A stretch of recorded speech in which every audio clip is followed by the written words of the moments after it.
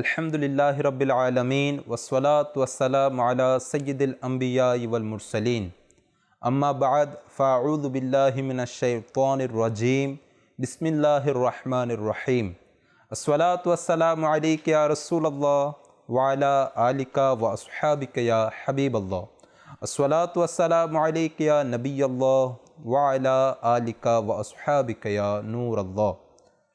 মাদানী চ্যানেলের দর্শকবিন্দু, আলহামদুলিল্লাহ আজ্জা ওয়াজাল, আজ আমরা আরেকবার উপস্থিত হয়েছি মাদানী চ্যানেলের ধারাবাহিক অনুষ্ঠান, যার নাম হচ্ছে ভুল থেকে শিক্ষা। এই অনুষ্ঠানের মধ্যে প্রতিনিয়ত আমরা এক একটি টপিকস নিয়ে, বিষয় নিয়ে আমরা আলোচনা করে থাকি। আজও আমরা একটা বিষয় নির্বাচন করেছি। তো আসুন আমরা বিষয়ের দিকে যাওয়ার পূর্বে দুরুদে পাক পাঠ করার কি ফজিলত রয়েছে, কি বারাকাত রয়েছে, সে সম্পর্কে একটি হাদিসে পাক শুনে নেই। সাআদুদ দারাইন নামক কিতাবের মধ্যে রসুল পাক সাল্লাল্লাহু তাআলা আলাইহি ওয়ালিহি ওয়াসাল্লামের একটি হাদিসে পাক উদ্ধৃত করেন। রসুল পাক সাল্লাল্লাহু তাআলা আলাইহি ওয়ালিহি ওয়াসাল্লাম ইরশাদ করেছেন, যখন তোমরা কোনো কিছু ভুলে যাও, তখন আমি নবী সাল্লাল্লাহু তাআলা আলাইহি ওয়ালিহি ওয়াসাল্লামের উপর মহব্বত সহকারে, ভক্তি নিয়ে, শ্রদ্ধা নিয়ে দুরুদে পাক পাঠ করো, ইনশা আল্লাহ আজ্জা ওয়াজাল স্মরণে এসে যাবে। সল্লু আলাল হাবিব সাল্লাল্লাহু তাআলা আলা মুহাম্মদ সাল্লাল্লাহু তাআলা আলাইহি ওয়ালিহি ওয়াসাল্লাম। মাদানী চ্যানেলের দর্শকবিন্দু, কত না সুন্দর ফজিলত। আজ আমরা নিজের কাজের মধ্যে, প্রাতিষ্ঠানিক ক্ষেত্রে যারা স্টুডেন্ট, শিক্ষার্থী রয়েছেন, তালিবে ইলম যারা রয়েছেন, তারা এক্সামের মধ্যে, পরীক্ষার মধ্যে, বা আমরা নিজের বিভিন্ন ব্যবসায়িক ক্ষেত্রে বা নিজের কাজকর্মের মধ্যে অনেক কিছু ভুলে যাই। তখন এই ফজিলতের উপর যদি আমরা আমল করি, আমরা যদি আমাদের মুখে অহেতুক কথাবার্তা থেকে বেছে রেখে এবং রসুল পাক সাল্লাল্লাহু তাআলা আলাইহি ওয়ালিহি ওয়াসাল্লামের উপর বেশি বেশি দুরুদে পাক পাঠ করি, তাহলে আমাদের এই ভুলে যাওয়া থেকে আমরা বেঁচে যাব। আমরা যদি ভুলে যাই, এই দুরুদে পাকের ফজিলতের কারণে আমাদের ওই জিনিস স্মরণে এসে যাবে। মাদানী চ্যানেলের দর্শকবিন্দু, আমরা নিয়ত করে নিই যে আমরা যখনই সুযোগ পাই, সময় হয়, বেশি পরিমাণে দুরুদে পাক পাঠ করব ইনশা আল্লাহ আজ্জা ওয়াজাল। আজ আমরা আমাদের এই অনুষ্ঠানের মধ্যে একটি বিষয় নির্বাচন করেছি, যার নাম হচ্ছে সময় মতো চিকিৎসা না করা। এই যে ভুল, যে সময় মতো চিকিৎসা না করা, এর মধ্যে কতটুকু ক্ষতি রয়েছে, এই বিষয় নিয়ে আমরা আজ আলোচনা শ্রবণ করব। আমাদের সাথে উপস্থিত রয়েছেন আমাদের মুবাল্লিগে দাওয়াত ইসলামী মোহাম্মদ ইমরান আত্তারি ভাই। হুজুর, আপনি কেমন আছেন? আলহামদুলিল্লাহ আলা কুল্লি হাল। মাশাআল্লাহ, আপনাকে অনেক মোবারকবাদ। আপনি আজ আমাদের অনুষ্ঠানের মধ্যে সময় দিয়েছেন, আমাদের বিষয় সম্পর্কে আপনি অবগত হয়ে গিয়েছেন যে সময় মতো চিকিৎসা না করা। তো এই বিষয়ে মাদানী ফুল দর্শকের জন্য। বিসমিল্লাহির রহমানির রহিম। আমি মাদানী চ্যানেলের দর্শক শ্রোতাকে বলবো, এটা অবশ্যই অনেক বড় একটা ভুল যে সময় মতো যথাসময়ে চিকিৎসা না করা। এর অনেকগুলো কারণ, আমি শুরুতে কয়েকটি কারণ আরজ করার চেষ্টা করব। সেটা হচ্ছে, যারা সময় মতো যারা চিকিৎসা করে না অথবা চিকিৎসা থেকে যারা বিরত থাকে, এর প্রথম নম্বর কারণ এটাও হতে পারে অলসতা। দ্বিতীয় নম্বর কারণ এটাও হতে পারে ভিতরে কোনো ভয় কাজ করে। ঠিক আছে। আচ্ছা, এর আরেকটা কারণ এটাও হতে পারে যে আর্থিক সংকট। এখানে হয়তো মাদানী চ্যানেলে আমরা বারবার হয়তো আমরা বলবো যে সময় মতো চিকিৎসা করা হোক, এটা খুবই প্রয়োজনীয়। আর যারা সময় মতো চিকিৎসা করে না, তারা অনেক ভুলের মধ্যে আছে, কিন্তু কারণগুলো আমাদেরকে অনেক সময় দেখতে হয়। এর মধ্যে যদি আমরা দেখি, বেশিরভাগ যে বিষয়টা আমাদের সামনে আসে সেটা হচ্ছে অলসতা। অলসতা শুধু এই ক্ষেত্রে নয়, দর্শককে আমরা বলবো চিকিৎসার ক্ষেত্রে নয়, মানব জীবনের প্রতিটি কাজের মধ্যে যারা অলসতা করে তারা অবশ্যই ক্ষতির মধ্যে রয়েছে। আজকে যারা আমরা দেখি অসুস্থ হওয়ার পরে যারা অলসতা করে, অবহেলা করে, যে আজকে যাব, কালকে যাব, পরে যাব, এ ধরনের যারা অবহেলা করে, তো এদের মধ্যে অনেকে ক্ষতির মধ্যেই পতিত হয়, যা আমরা অনেক সময় ডাক্তারদের মুখ থেকে আমরা শুনে থাকি। যখন কোনো ব্যক্তি ডাক্তারের কাছে যখন উপস্থিত হয়, ডাক্তার যখন তাকে একটু ভালোভাবে দেখে নেয়, দেখার পরে যখন ডাক্তার যখন তার উপযুক্ত তার রোগকে আপনার কি করে নির্বাচন করে যে আপনি অমুক বড় রোগে আক্রান্ত, যেটা আপনাকে আরও আগে থেকে চিকিৎসা করার প্রয়োজন ছিল, তখন সে হয়তো বুঝতে পারে যে আমাকে অলসতা করা উচিত হয় নাই। কিছু ব্যক্তি এমনও আছে যে ভয়ের ব্যাপারে আমি বললাম যে চিকিৎসা করার ক্ষেত্রে তাদের মধ্যে একটা আতঙ্কিত ভাব, কিন্তু এটাকে আমাদেরকে দূর করতে হবে। যদি আমরা এই দূর না করি তো হয়তো আমরা অনেকে চিকিৎসা থেকে আমরা দূর হয়ে যাব। 3 নম্বর যেটা আমরা বললাম, আর্থিক সংকটও থাকতে পারে। যদি আর্থিক কোনো প্রকারের সংকট থাকে, আমরা ডাক্তার অবশ্যই আমরা দেখাবো, কিন্তু সেখানে ডাক্তারদের সাথে আমরা পরামর্শ করব। পরামর্শ করার মাধ্যমে আল্লাহ তাআলা সাথে কোনো না কোনো ব্যবস্থা হয়ে যাবে। এখানে একটা বিষয় দর্শককে বলবো খুবই গুরুত্বপূর্ণ, যেটা আমাদের বিজ্ঞ ব্যক্তি যারা, বিশেষজ্ঞ যারা, তারা বলেছেন যে 3 ব্যক্তির কাছে নিজের অভিযোগটা অবশ্যই পেশ করবে। যদি না করা হয় তাহলে তারা ক্ষতির মধ্যে রয়েছে।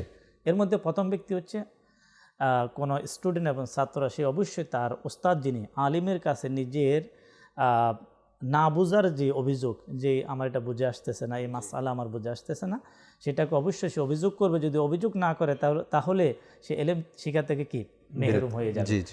দ্বিতীয় নাম্বার হচ্ছে, যদি কোনো ব্যক্তি কামিল পীরের কাছে, হক্কানি পীরের কাছে, কোনো শেখের কাছে যদি উনি মুরিদ হয়ে থাকে, তাহলে তার অন্তরের ব্যাধির ব্যাপারে বিশেষজ্ঞগণ বলেন তাকে অভিযোগ করতে হবে যে আমি এই রোগে আমি আক্রান্ত, যাতে করে তার ওই রোগের চিকিৎসা হয়। আর 3 নাম্বার হচ্ছে চিকিৎসকের কাছে গিয়ে তার শারীরিক ব্যাধির অভিযোগ করবে। অবশ্যই যখন কোনো ডাক্তারের কাছে কোনো ব্যক্তি শরণাপন্ন হবে, উপস্থিত হবে, তখন তাকে সেখানে কোনো লজ্জা করা যাবে না। তাকে তার বিস্তারিত যে সমস্যাগুলো সে ফিল করে যাচ্ছে করবে। তো এখানে ইসলামী শরীয়তের যদি আমরা বিধি বিধান অনুযায়ী যদি আমরা দেখি, একজন মুসলমান হিসাবে, আমাদের মুমিন হিসাবে আমাদের দায়িত্ব হচ্ছে যখন কোনো অসুস্থতা আমাদের মাঝে আসা, প্রথম নাম্বার কি করা? ধৈর্য ধারণ করা, সবর করা, যেটা রাসূল করিম সাল্লাল্লাহু আলাইহি ওয়াসাল্লামের শিক্ষা, সাহাবা একরামের শিক্ষা, যুগ থেকে আপনার আউলিয়া একরামের শিক্ষা, তারা গোপন রাখতেন, ধৈর্য ধারণ করতেন। আবার রাসূল করিম সাল্লাল্লাহু আলাইহি ওয়াসাল্লাম থেকে শুরু করে আল্লাহ তাআলার যত প্রিয় বান্দা, তাদের আরেকটা শিক্ষা হচ্ছে যে তারা যখন ধৈর্য ধারণ করলেন, সবর করলেন, অতঃপর ওই রোগ যদি দ্রুত ভালো না হয় তাহলে তারা কি করতেন, এর জন্য চিকিৎসাও কি করতেন। তো এখানে ভাই এই বিষয়টা আসলে অনেক সুন্দর একটা টপিকস, যে সময় মতো চিকিৎসা না করা এর ক্ষতি এবং করার উপকার কি। দেখেন মাদানী চ্যানেলের দর্শকবিন্দু, রোগ এবং সুস্থতা এই দুটোটা কিন্তু আল্লাহ তাআলার দেওয়া দান। তো যেমন রাসূল পাক সাল্লাল্লাহু তাআলা আলাইহি ওয়াসাল্লাম ইরশাদ করেছেন, আল্লাহ রোগ ও আরোগ্য পাঠিয়েছেন, প্রত্যেক রোগের আরোগ্য রয়েছে, শিফা রয়েছে।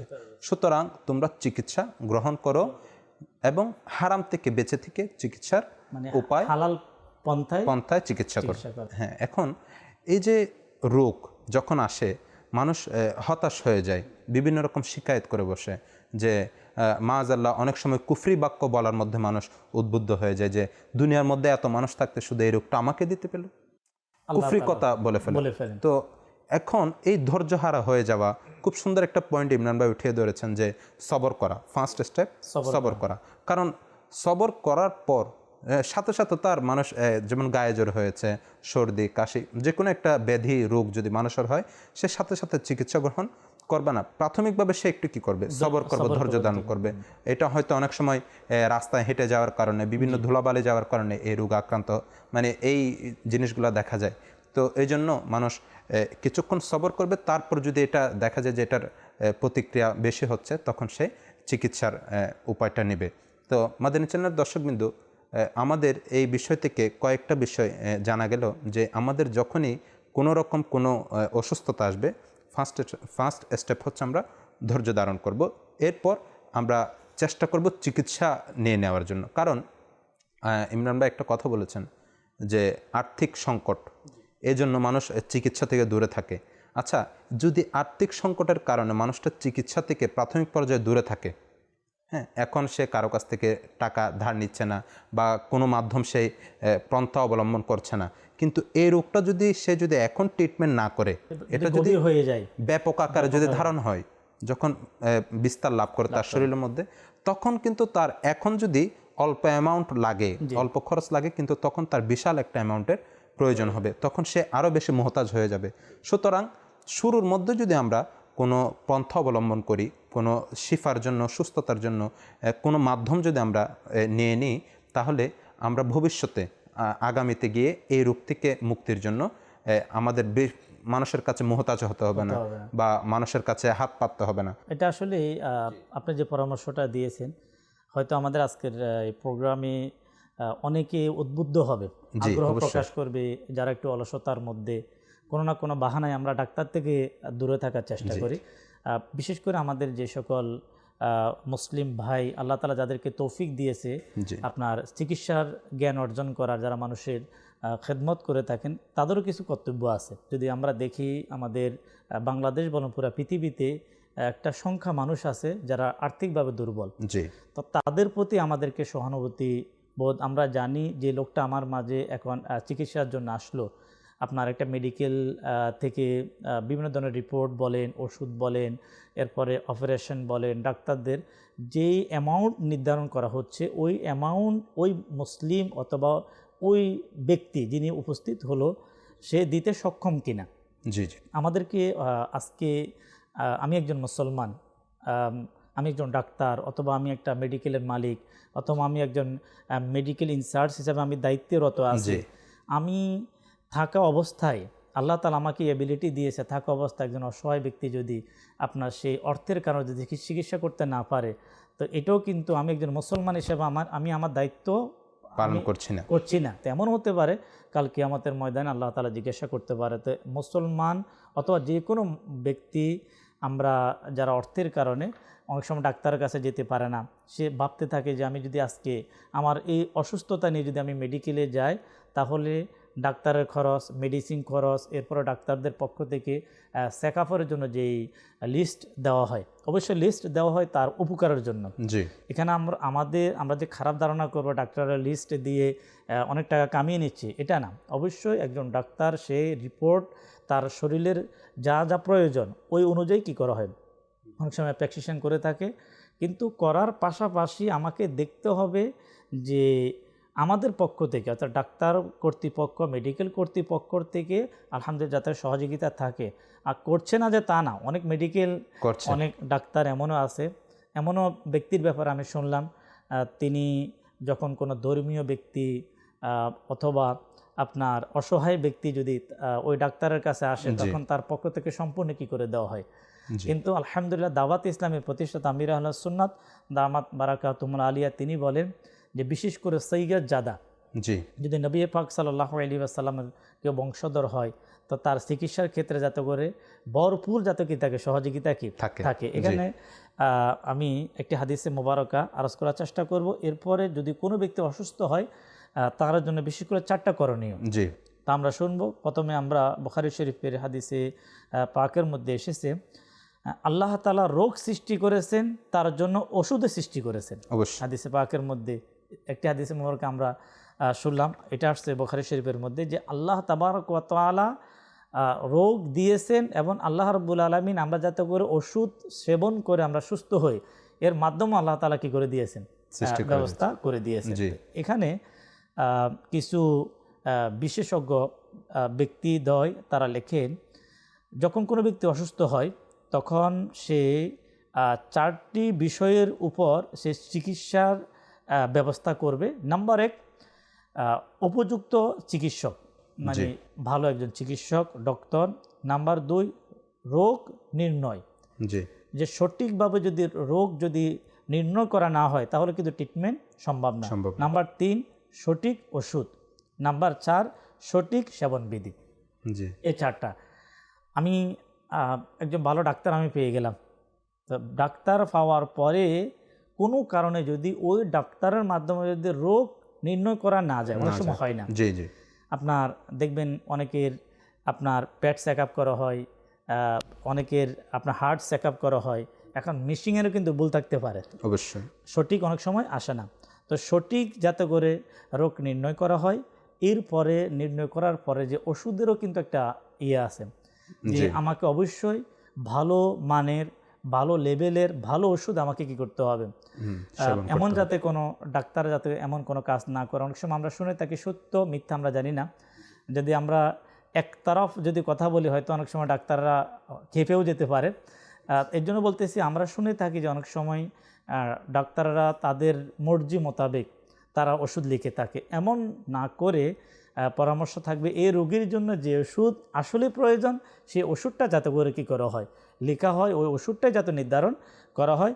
4 নাম্বার হচ্ছে ডাক্তার ঠিক, রোগ নির্ণয় করাও ঠিক হলো, ওষুধও ভালো ওষুধ পাওয়া গেল, কিন্তু যিনি অসুস্থ তিনি যদি সঠিকভাবে যদি ওষুধ সেবন না করে, আপনার সকালেরটা বিকালে, বিকালেরটা সকালে, অথবা এখানেও যদি শরীরে অলসতা করা হয়, কাউকে জিজ্ঞাসা করা হয় আপনি কি সকালের ওষুধ খেয়েছেন, স্মরণ নেই, আচ্ছা, তো সকালেরটা বিকালে, বিকালেরটা সকালে, অবশ্যই আমরা চিকিৎসা গ্রহণ করব।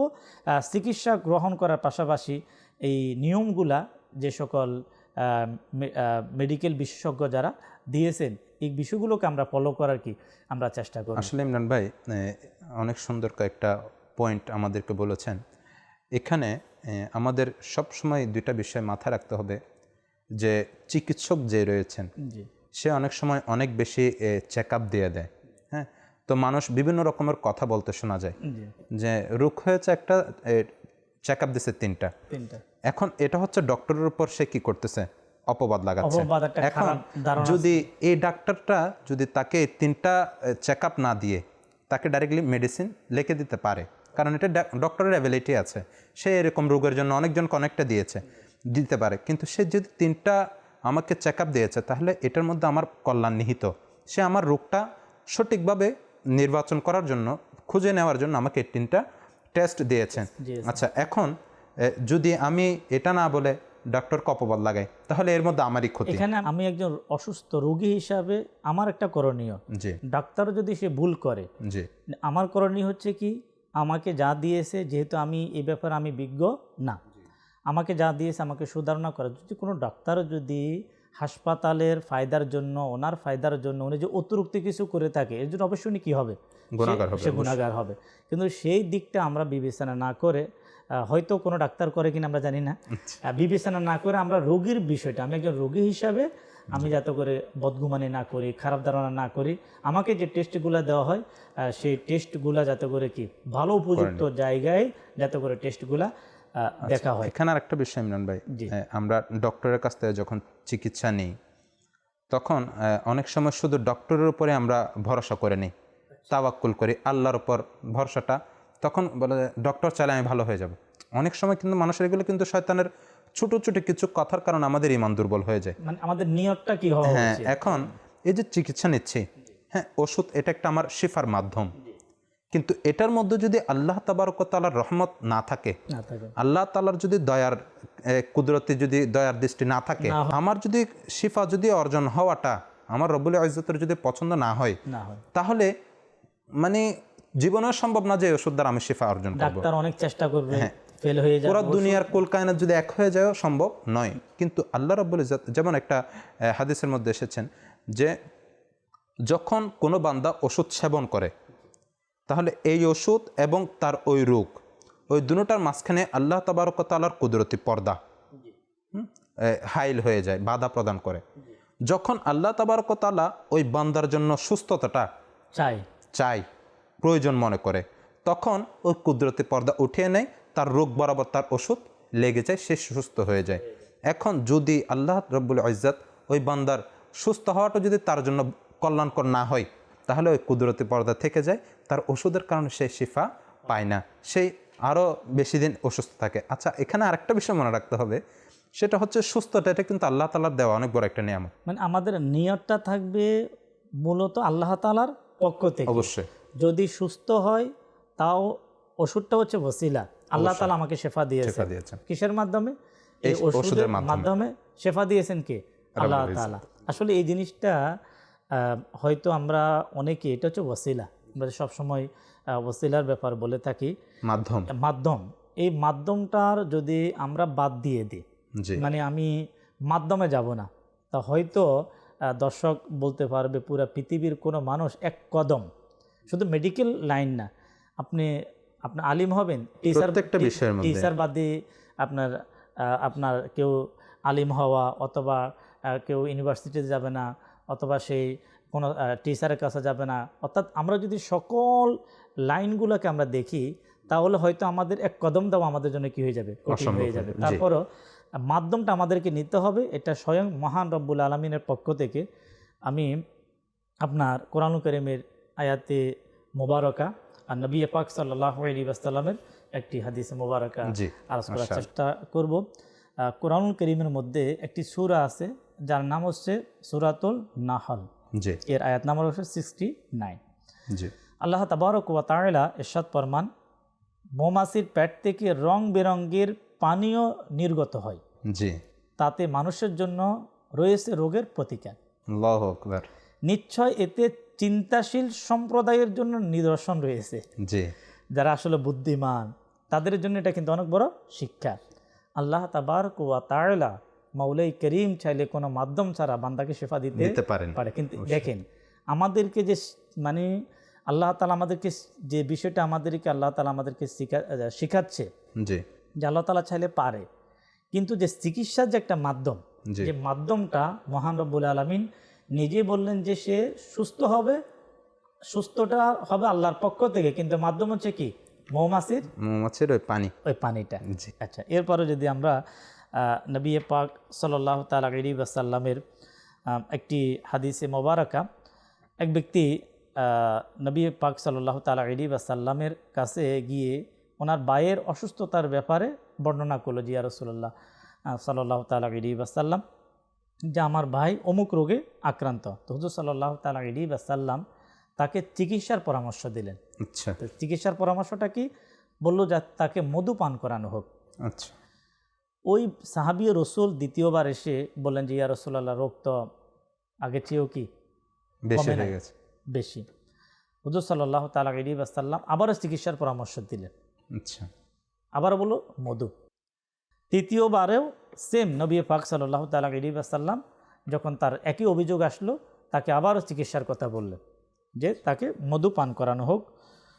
যখন চতুর্থবারে সেম অভিযোগ আসলো, তো হুজুর সাল্লাল্লাহু তাআলা আলাইহি ওয়াসাল্লাম কি বললেন, আল্লাহর উক্তি নিঃসন্দেহে সত্য, ওই যে মধু পোকার যে পানি, রং বেরঙের পানি, নিঃসন্দেহে সত্য, ওষুধের কোনো দোষ নেই।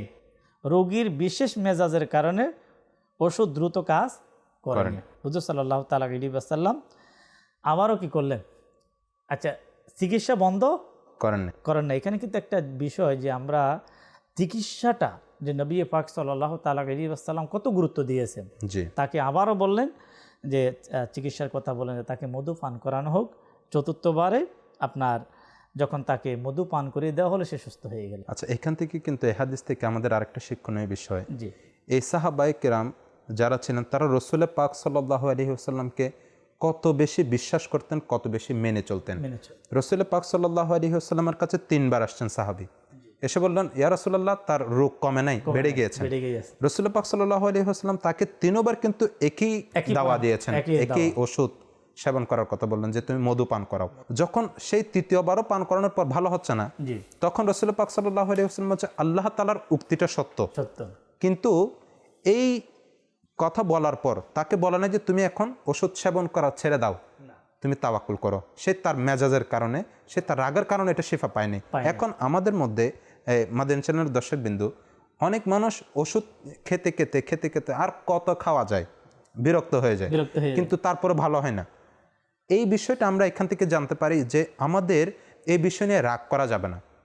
আমার যতদিন ভালো না হয়, ডাক্তার তো এটা বুঝে তারপর দিয়েছে, মানে আমার ট্রিটমেন্টটাকে কন্টিনিউ করতে হবে, চালিয়ে যেতে হবে। হ্যাঁ, এখন আরেকটা বিষয় আমাদের লক্ষ্য রাখতে হবে, যে এই অসুস্থতা সুস্থতা দুটোটা আল্লাহ তাআলার বড় নিয়ামত।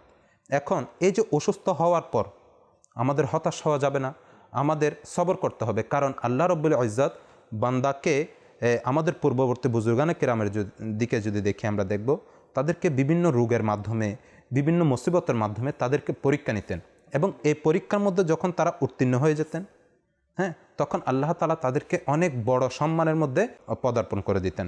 আচ্ছা, এখন এই রোগের মাধ্যমে আবার এই রোগের ফজিলত সম্পর্কে আসছে, যে আল্লাহ রাব্বুল ইজ্জত যখন বান্দাকে কোনো বিমারি দেয়, অসুস্থতা দেন, তখন এই অসুস্থতার কারণে বান্দার গুনাহগুলো ঝরে যায়। সুবহানাল্লাহ। কিন্তু কখন ঝরবে? যখন আমি এই অসুস্থতার মধ্যে এটার শিফার জন্য আমি প্রচেষ্টা চালিয়ে যাব, আল্লাহর উপর তাওয়াক্কুলও করব, জি। আমার যতটুকু সামর্থ্য আমি ইবাদত বন্দেগীও করব। আমি কোনো রকম এই অসুস্থতার বাহানা দিয়ে আল্লাহ তাআলার ইবাদত থেকে দূরে যাব না। তখন আল্লাহ রাব্বুল ইজ্জত, কারণ দেওয়ার মালিকও আল্লাহ, নেওয়ার মালিকও আল্লাহ। এখন আমি যদি আল্লাহ রাব্বুল ইজ্জতের ইতাআত করি, ফরমাবরদারি করি, তার হুকুম হাকাম মেনে চলি, তাহলে আমাকে নিশ্চয়ই আল্লাহ তাআলা চাইলে শিফা দান করতে পারেন। মুসা আলাইহিস সালাতু ওয়াস সালামের কত সুন্দর ওয়াকিয়া, যে একদা মুসা আলাইহিস সালাতু ওয়াস সালাম এক পেটের বিমারির জন্য অসুস্থ হয়ে গেলেন।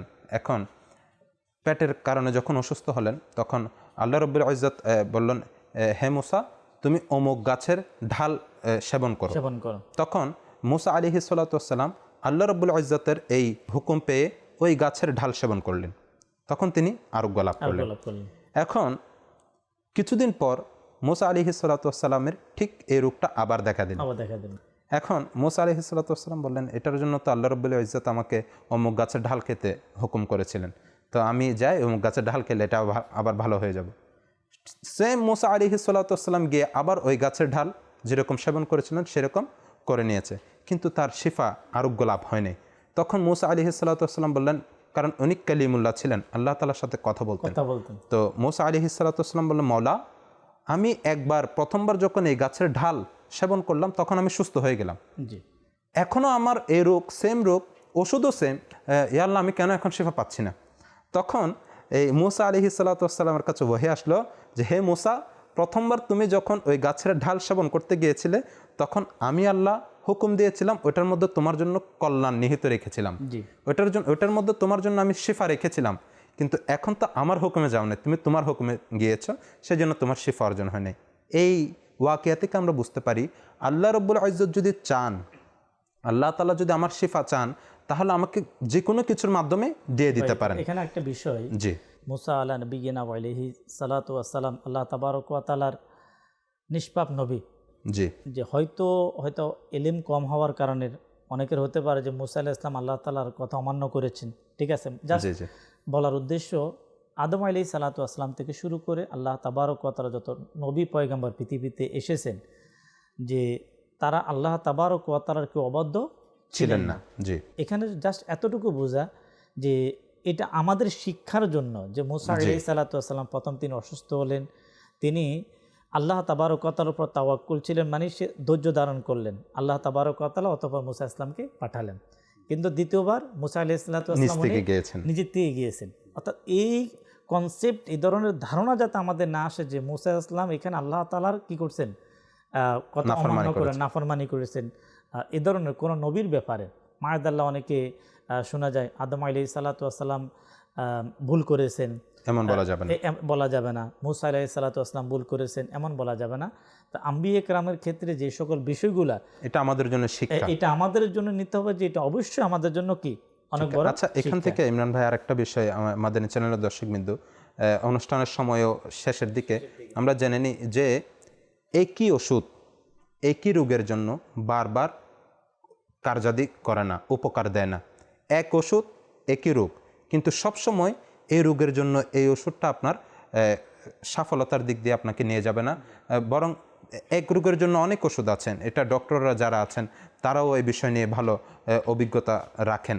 তো সেই জন্য আমাদের সবসময় যখনই রোগ দেখা দিবে, কোনো ব্যাধি দেখা দিবে, এরকম করে শুধু দুনিয়াবি ক্ষেত্রে রোগ নয়, উখরাবি যে আখিরাতের যে ভয়াবহ, যে আমরা গুনাহের রোগে আক্রান্ত, ওই রোগেরও আমাদের সাথে সাথে, দুনিয়ার সাথে সাথে আখিরাতের প্রস্তুতি নেওয়ার জন্য ওই রোগের থেকে আমাদের শিফা, যেমন গুনাহের যে রোগ, আমি যেটা বললাম শরীফ ভাই, যে 3 ব্যক্তির ব্যাপারে, যে ছাত্রকে অবশ্যই তার শিক্ষকের কাছে গিয়ে তাকে বলতে হবে।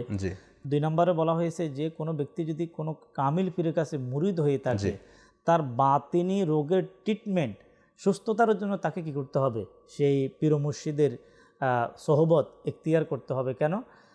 যারা আল্লাহ তাআলার ওলি হয়ে থাকে, নেককার হয়ে থাকে, তারাও কিন্তু এক প্রকার ডাক্তার, কিন্তু তারা এমন ডাক্তার যার মাধ্যমে মানুষের কি হয়, তাদের অভ্যন্তরীণ যে রোগ, মিথ্যা বলার একটা রোগ, গীবত করার রোগ, ওয়াদাখলাপি করার রোগ, খারাপ ধারণা করা রোগ, এই সকল রোগগুলা থেকে সে কিভাবে পরিত্রাণ পাবে, কিভাবে মুক্তি পাবে, ওই বিষয়গুলা জানা যায়। ওই বিষয় থেকে বাঁচতে হলে কিন্তু এই ধরনের আল্লাহ তাআলার প্রিয় ব্যক্তি যারা, তাদের কাছে যেতে হবে। আমাদের শারীরিক অসুস্থতার জন্য অবশ্যই আমরা ডাক্তারের সাথে অবশ্যই অলসতা না করে দর্শক আমরা যোগাযোগ রাখবো, কিন্তু আমাদের অভ্যন্তরীণ রোগের ট্রিটমেন্টের জন্য অবশ্যই আমাদেরকে আল্লাহওয়ালা যারা, তাদের কাছে আমাদেরকে কি যেতে হবে। আমি যেতে যেতে অনুষ্ঠানের শেষের দিক দিয়ে মাদানী চ্যানেলের দর্শকবিন্দুকে এই অভ্যন্তরীণ রোগের জন্য শিফা কোথায় পাওয়া যাবে একটা রাস্তা দেখিয়ে দিই।